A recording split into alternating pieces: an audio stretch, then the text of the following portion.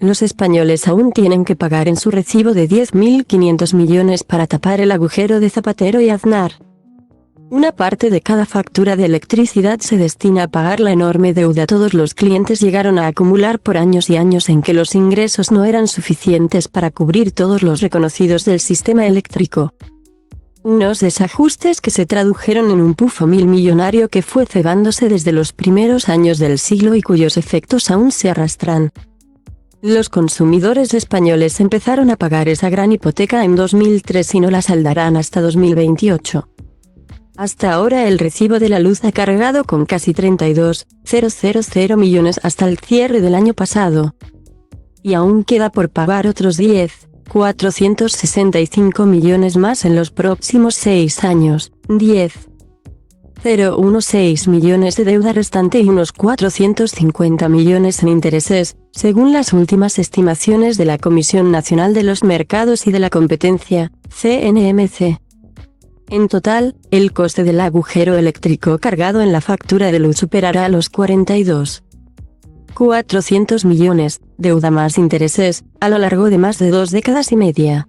Solo este año, la factura de los españoles cargará con más 2.300 millones de euros para pagar deuda como parte de los cargos regulados que fija el gobierno, con los que financia costes ligados a la política energética, la retribución a las renovables reguladas, el sobrecoste de los territorios extrapeninsulares y también esa deuda acumulada.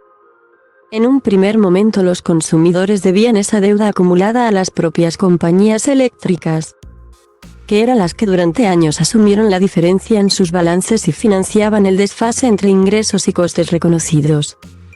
Pero a partir de 2011, ese millonario roto se fue titulizando y colocando en los mercados financieros, y las eléctricas fueron cediendo los derechos de cobro de la deuda a fondos de inversión y bancos. Los desajustes entre costes e ingresos del sistema eléctrico venían de muy lejos. Pero fue en 2000 cuando el gobierno de José María Aznar permitió que no se pagara a las eléctricas todo lo que costaba el suministro, que ese desfase se convirtieran en deuda y, con ello, ir abriendo un agujero financiero para poder embridar la inflación y cumplir los criterios de Maastricht para entrar en el euro. El agujero acabó disparándose de manera desorbitada, especialmente por los años de reparto de primas a las nuevas renovables con los gobiernos de José Luis Rodríguez Zapatero. El Ejecutivo incentivó el despliegue de energías verdes con retribuciones garantizadas que sumaron costes disparados por no haber puesto límites a la construcción de nuevas instalaciones que podían acogerse a las ayudas.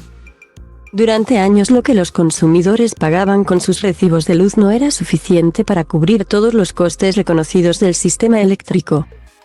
El enorme agujero, el conocido como déficit de tarifa, creció de manera descontrolada hasta alcanzar un pico de endeudamiento de los 28.700 millones de euros en 2013. Fue el resultado de 14 años consecutivos de déficits, hasta que los duros recortes y subidas de impuestos de la reforma eléctrica del primer gobierno de Mariano Rajoy hicieron que a partir de 2014 el sistema eléctrico empezara a acumular superávits durante un lustro. Durante los 5 años en que hubo más ingresos que costes, se acumuló un remanente de más de 1.500 millones de euros. Una suerte de hucha de la luz que los gobiernos de Rajoy y posteriormente los de Pedro Sánchez han ido utilizando para pagar compensaciones a las eléctricas por decisiones del Tribunal Supremo tumbando normativas energéticas y para cubrir los desajustes de los años posteriores, con lo que se ha conseguido evitar de manera oficial la vuelta al déficit de tarifa, solo formalmente. Sin esas inyecciones u otras partidas presupuestarias excepcionales sí se habría registrado.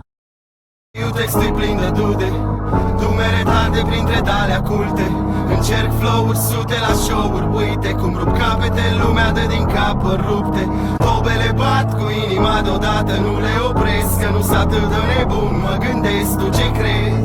Orice crezi ține pentru tine, fii egoist, dar liniștit și eu scriu rime pentru mine. Pentru b-boy-ul din Grigo, DJ-ul din Dobrescu, graferul din Toto, toți MC cu care am crescut. Pe scurt, de la un pui sălbatic a vestul, am ajuns un animal răbdător, pragmatic, dar vestul trebuie să depășesc plutonul cu fiecare text pe mafia, paraziții, dragonul, maxi, ghespe chimie, rimarul, spike, puia, si, șoapă. Grasul nimeni altul, del, vede sau car Carbo